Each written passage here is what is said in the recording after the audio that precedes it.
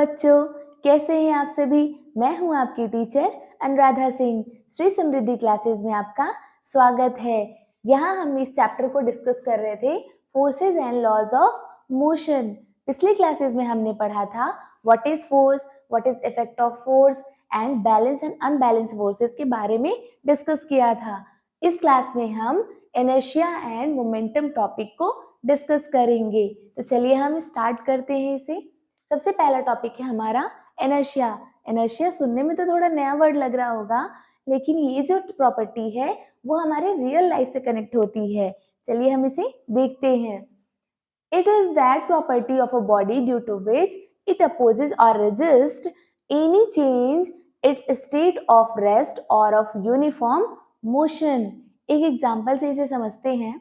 अगर घर में ऐसे होता है, अक्सर हमारे साथ होता है, खासकर ठंड में ऐसा होता है कि अगर हम सो रहे होते हैं तो कंबल से निकलने का मन ही नहीं करता है हमारा। तो जो हमारी बॉडी होती है वो काफी टाइम से वो रेस्ट में रह रही होती है, तो मोशन में आने ही नहीं जाती है। तो वो एक तरीके की इनर्शिया है। और एक और एग्जांपल ले लेते हैं। अगर हम बैठ के सपोज दैट टीवी देख रहे हैं, तो अगर हमारा फेवरेट सीरियल वगैरह चल रहा है, खासकर लड़कियां बहुत देखती हैं, तो ऐसा जनरली पाया जाता है, लड़के भी देख सकते हैं, ऐसा नहीं है। तो वो बहुत देर तक बैठ करके टीवी को देखते होते हैं, और जब वो देख रहे होते हैं तो घर वाले बोलते हैं मतलब उठो भाई, एक जगह कितना मतलब बैठोगे। तो वो हमारी बॉडी क्या होती है, रेस्ट में होती है और वो उठना ही नहीं चाहती है। तो वो प्रॉपर्टी जो होती है वो इनर्शिया की वजह से हम एक जगह रेस्ट में होते हैं तो रेस्ट में ही रहते हैं। तो यहाँ पर जो है बॉडी बता रहा है कि जो चेंज है स्टेट ऑफ रेस्ट वो अपोज करता है। अगर रेस्ट में है तो वो रेस्ट में रहना चाहेगा बॉडी। अगर वो एक यूनिफॉर्म मोशन में है तो वो एक यूनिफॉर्म मोशन से कांस्टेंट वेलोसिटी से आगे कंटिन्यू मोशन में ही रहेगा, वो रेस्ट पे नहीं आना चाहेगा। तो यही एक प्रॉपर्टी है इनर्शिया की। चलिए, mass is a measure of the inertia of a body, that is if an object has more mass than it has more inertia. अगर कोई किसी ऑब्जेक्ट के पास ज्यादा मास है तो उसका इनर्शिया भी ज्यादा होगा। कैसे, चलिए इसे समझते हैं एक एग्जांपल से। अगर हमारे पास दो टेबल हैं, एक थोड़ा सा लाइट है, हल्का है, और एक थोड़ा हैवी टेबल है, थोड़ा सा भारी है, तो अगर हम उसको पुश करते हैं, धक्का देते हैं, तो क्या होगा, जो हैवी वाला है वो थोड़ा सा मतलब ज्यादा फोर्स लगाना पड़ेगा हमें, और वो मतलब आगे खिसकेगा ही नहीं। लेकिन अगर थोड़ा सा ही फोर्स हम जो लाइटर टेबल था हमारा, अगर उस पर हम लगाएंगे तो आगे की तरफ मोशन में आ जाएगा। मतलब जो हैवी वाला टेबल था, जिसका मास ज्यादा था, उसका इनर्शिया भी ज्यादा हुआ, और जो लाइटर वाला था मतलब हल्का जो टेबल था, उसका इनर्शिया भी कम होगा। चलिए यहाँ देखते हैं। The inertia of a body depend on its mass. जो इनर्शिया है किसी भी बॉडी का वो डिपेंड करता है किस पर, मास पर। जितना ज्यादा मास होगा उतना ज्यादा उस ऑब्जेक्ट का, उस बॉडी का इनर्शिया होगा, और जितना ज्यादा इनर्शिया होगा उतना ही ज्यादा मास होगा। मतलब ये दोनों डायरेक्टली प्रोपोर्शनल है आपस में। चलिए हम आगे देखते हैं टाइप्स ऑफ इनर्शिया। तो जो इनर्शिया होता है किसी भी बॉडी का वो 3 टाइप्स का होता है। फर्स्ट वन है हमारा इनर्शिया ऑफ रेस्ट। चलिए हम इसे एग्जांपल से समझते हैं। अगर हम मान लो किसी गाड़ी में बैठे हैं और अचानक से वो मोशन में आ जाए, वो रेस्ट पे था, अभी वो अचानक से मोशन में आ जाए, तो क्या होता है, हम एकदम साइड वाइज पीछे की तरफ ऐसे गिरने लगते हैं। मतलब पीछे सीट होता है वहां पे ऐसे होने लगते हैं। तो वो क्या है, इनर्शिया ऑफ रेस्ट, क्योंकि हमारी बॉडी रेस्ट में थी। अभी जैसे ही वो जो कार था, बस था या ट्रेन था, जैसे वो मोशन में आया तो हमारा बॉडी मूव करेगा ना, तो वो जो रेस्ट में टेंडेंसी रहने की थी उसकी बॉडी की, अब वो मोशन में आने के लिए रेजिस्ट करेगा। इसकी वजह से हम साइड वाइज फॉल करते हैं, मतलब गिरते हैं। चलिए अब है सेकंड हमारा इनर्शिया ऑफ मोशन।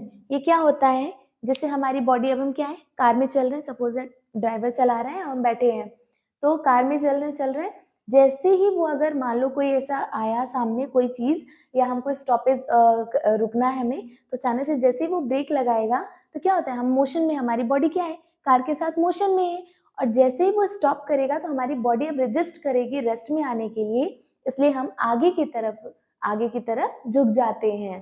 ठीक है, एक और एग्जांपल ले लेते हैं। जैसे अगर हम कहीं जा रहे होते हैं, बस वगैरह में खासकर ऐसा होता है, या कार में हम जा रहे होते हैं, तो अगर हमारे पास लगेज है बहुत सारा, तो हम उसे क्या करते हैं, ऊपर की तरफ कार में जो ड्राइवर होते हैं ऊपर बांध देते हैं, रस्सियों से उसे बांध देते हैं, जो होता है लगेज हमारा। अब वो क्या है, क्यों ऐसा होता है? क्योंकि जो लगेज होता है हमारा वो गाड़ी के साथ मोशन में होता है। जैसे ही हम स्टॉप करते हैं गाड़ी को तो वो क्या होता है, रेस्ट में आने के लिए आगे की तरफ गिरता है। अगर हम उसको नहीं बांध के रखेंगे तो वो मोशन में था, रेस्ट में आने के लिए रेजिस्ट करेगा, लेकिन जैसे ही वो स्टॉप होगा वो गिर जाएगा हमारा। तो ये भी एक एग्जाम्पल है इनर्शिया ऑफ मोशन का। चलिए थर्ड एग्जाम्पल हम देखते हैं, इनर्शिया ऑफ डायरेक्शन। अब ये क्या है, अभी हम यहाँ भी सेम गाड़ी का ही एग्जाम्पल लेते हैं। जैसे अगर हमको कहीं जाना है और जो हमारे ड्राइवर हैं उनको यू टर्न लेना है, ठीक है। तो जैसे ही हम फास्ट फास्ट अगर यू टर्न लेते हैं तो क्या होता है, हम इधर इधर गिरने लगते हैं। तो वो क्या होता है, इनर्शिया ऑफ डायरेक्शन की वजह से। जैसे हम कर्व्ड टर्न करते हैं या यू टर्न लेते हैं या किसी भी डायरेक्शन में जब मूव करते हैं, अगर गाड़ी इधर जा रही है तो हम इधर, अगर इधर जा रही है तो इधर की तरफ, जो हमारा बॉडी रेस्ट में था अब वो क्या होगा, मतलब इधर इस साइड डायरेक्शन की तरफ, दूसरे डायरेक्शन में मोशन में आ जाएगा, अब उस तरफ नहीं होता है, ठीक है। चलिए एक और एग्जांपल लेते हैं। अगर एक वायर है, ठीक है, सपोज दैट एक वायर है और उसमें हमने एक छोटा सा स्टोन ऐसे बांध दिया, उसको नॉट कर दिया है। अब हम उसे गोल गोल गोल गोल घुमाएंगे। सपोज दैट कि अगर जो वायर था हमारा, जो उससे रॉक से, छोटे से मार्बल से, स्टोन से अटैच था, अब वो ब्रेक हो जाता है, जो वायर है वो ब्रेक हो जाता है, वो थ्रेड। जैसे ही वो ब्रेक होगा, जिस भी डायरेक्शन, जैसे यहाँ से मोशन कर रहा है, यहाँ से ब्रेक हो गया, तो क्या होगा, टेंजेंशियली आगे मोशन में आ जाएगा, मतलब उस डायरेक्शन में वो मूव कर जाएगा, उसका डायरेक्शन चेंज हो जाएगा वहां पर। तो ये होता है इनर्शिया ऑफ डायरेक्शन, ठीक है। आई थिंक ये आपको कॉन्सेप्ट समझ में आ गया होगा। चलिए अब हम मोमेंटम स्टार्ट करते हैं। ये है हमारा topic momentum. The momentum of a body is defined as the product of its mass and its velocity. जो मोमेंटम होता है वो प्रोडक्ट होता है मास एंड वेलोसिटी का। चलिए हम इसे एक एग्जांपल से समझते हैं। सपोज दैट हमारे पास एक ग्लास का फ्रेम है, मतलब शीशे का एक फ्रेम है, ठीक है, और हमें उसे तोड़ना है, ठीक है।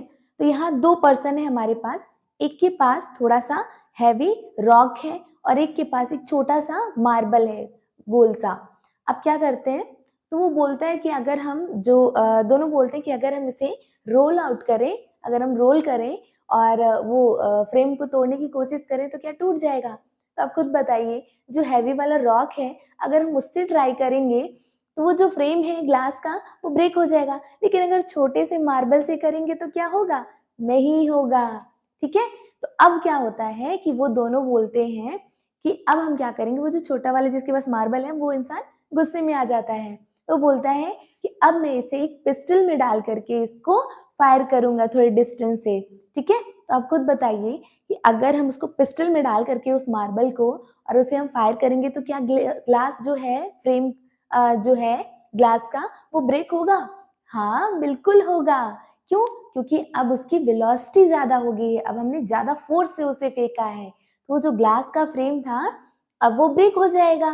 पहले नहीं हो रहा था क्योंकि उसकी वेलोसिटी कम थी और मास भी कम था, लेकिन मास के साथ जो वेलोसिटी अगर ज्यादा हो गई है तो अब वो छोटे वाले मार्बल से भी हम उस ग्लास को ब्रेक कर सकते हैं। तो यहाँ यही कॉन्सेप्ट है कि मास इनटू वेलोसिटी, मास और वेलोसिटी का जो प्रोडक्ट होता है वही हमारा मोमेंटम होता है, ठीक है। जो मोमेंटम होता है हमारा उसको हम स्मॉल p से डिनोट करते हैं, ठीक है। ये हमारा मोमेंटम है और mv, स्मॉल m जो है यहाँ पर हमारा बॉडी का मास है और स्मॉल v जो है वो हमारा बॉडी का वेलोसिटी है, ठीक है। चलिए हम आगे इसको देखते हैं। यहाँ हम देखते हैं, if a body is at rest, अगर जो बॉडी है वो रेस्ट में है, इसका मतलब है कि उसकी जो वेलोसिटी है वो क्या है, जीरो है, वो मोशन में है ही नहीं। तो जो उसका मोशन वाला था पार्ट यानी वेलोसिटी वो अब जीरो हो गया। तो यहाँ जो मोमेंटम होगा वो क्या होगा, आप खुद बताइए, मास इंटू वेलोसिटी होता है हमारा। तो जो मास है उस बॉडी का कोई मास है लेकिन वेलोसिटी क्या है, जीरो है, तो मोमेंटम क्या हो जाएगा, जीरो। अगर कोई बॉडी या कोई ऑब्जेक्ट अगर रेस्ट पर होता है तो उसका जो मोमेंटम होता है वो जीरो हो जाता है, ठीक है। यहाँ हमने पढ़ा था अभी कि जो मोमेंटम होता है वो क्या होता है, स्मॉल p से डिनोट करते हैं उसे। It is a vector quantity. ये कैसी क्वांटिटी है, वेक्टर क्वांटिटी है। वेक्टर का मतलब है कि इसका वो मैग्नीट्यूड के साथ साथ डायरेक्शन भी होगा। Its direction is same as the direction of the velocity. जो मोमेंटम है उसका जो डायरेक्शन होगा वो क्या होगा, सेम होगा जो वेलोसिटी का डायरेक्शन होगा, सेम डायरेक्शन उसका भी होगा। एसआई यूनिट क्या है इसका, मोमेंटम का, किलोग्राम पर सेकेंड। इसको आप इस तरीके से भी लिख सकते हैं या फिर इस तरीके से भी लिख सकते हैं। कैसे, देखते हैं हम। मास क्या होता है, मास का जो यूनिट होता है वो होता है किलोग्राम, और वेलोसिटी का क्या होता है, मीटर पर सेकेंड, मीटर पर सेकेंड। तो यहाँ से हमारा आ गया किलोग्राम मीटर पर सेकेंड, इसकी एसआई यूनिट होगी। आई होप कि ये मोमेंटम का जो टॉपिक है वो आपको क्लियर हो गया होगा अभी तक। इस क्लास में हमने इनर्शिया और मोमेंटम डिस्कस किया है। तो अभी जितना भी मैंने पढ़ाया है एक बार आप इसे रिवाइज कर लेना अच्छे से, और ये कॉन्सेप्ट आपको क्लियर हो गया होगा अभी तक। आई होप कि ये वीडियो आपको अच्छी लगी होगी। अगर आप हमारे चैनल पे नए हैं तो उसे सब्सक्राइब कर लीजिएगा और बेल आइकन प्रेस करना बिल्कुल नहीं भूलिएगा, ताकि आपको नए वीडियोस के अपडेट्स मिलते रहें। और अगर आपको हमारी वीडियोस अच्छी लगती हो तो उसे एक लाइक कर दीजिएगा। आगे के टॉपिक्स के साथ हम मिलते हैं आपसे अगली क्लास में। तब तक के लिए बाय बाय।